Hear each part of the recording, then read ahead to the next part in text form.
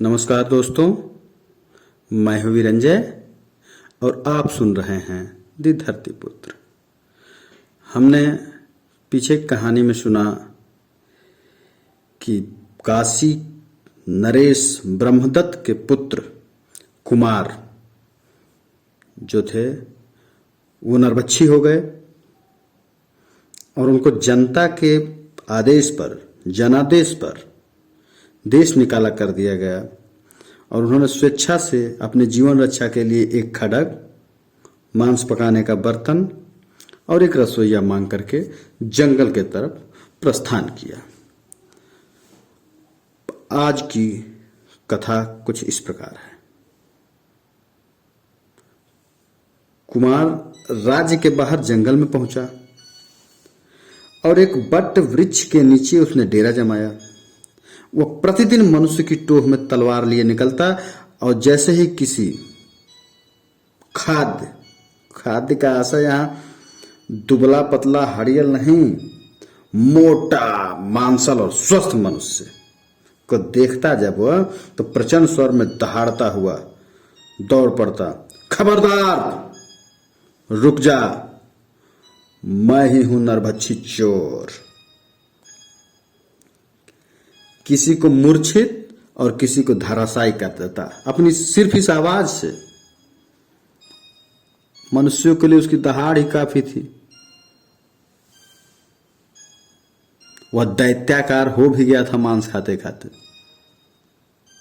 जब वो गिर जाता मनुष्य, मूर्छा खाकर धराशायी हो जाता, तो उस आदमी को सिर के बल उठाकर पीठ पर लादता और रसोइये को पकाने के लिए दे देता।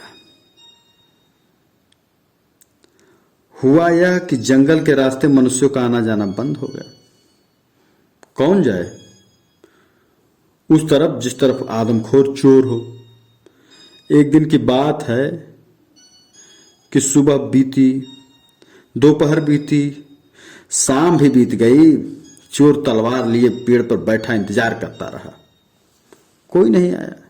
भूख और क्रोध से पागल वो डेरे पर लौटा और रसोई से बोला, चूल्हे का बर्तन चढ़ा। रसोई ने उसे देखा और कहा, देव, मांस कहां है? कुमार ने तलवार से उसके 2 टुकड़े किए और कहा, ले, यह रहा मांस। फिर खुद पकाया, खाया और निश्चिंत होकर सो गया। अब मुसीबत आई दूसरे दिन। कोई धनाढ्य ब्राह्मण 500 बैलगाड़ियों पर जजमानी का माल लादे व्यापार करने निकला और पहुंच गया जंगल के मुहाने पर। उसे चोर का पता चला, लेकिन व्यापार करना है तो जंगल पार करना जरूरी है। उसने गांव वालों को हजारों करसापड़ बांटे और कहा, जंगल पार करा दो। लाठी डंडे समेत रक्षकों से घिरा उसका काफिला जंगल के रास्ते चल पड़ा। पेड़ पर बैठा चोर हरियल मरियल ग्रामीणों को देख दुखी हुआ। ये उसके किस काम के थे? खाने में भी कोई लज्जत नहीं। इसी बीच उसकी नजर गई मालपुआ रबड़ी मलाई खाए ब्राह्मण पर। यह देखकर वह खिल उठा, मन ही मन खुश हुआ। मैं मनुष्य भक्षी चोर हूं कहकर ललकारते हुए जो पेड़ से कूदा तो सारे रक्षक मूर्छित जहां के तहां गिर पड़े। उसने ब्राह्मण को पीठ पर सिर के बल लादा और चल दिया। रक्षक जब चेतना में आए तो उनके मन में विचार आया, हमने 1000 करसापड़ लिए हैं उस ब्राह्मण की रक्षा के लिए। वह पकड़ में आए या नहीं, हमें कोशिश तो करनी ही चाहिए। और वे ललकारते हुए उसके पीछे दौड़े।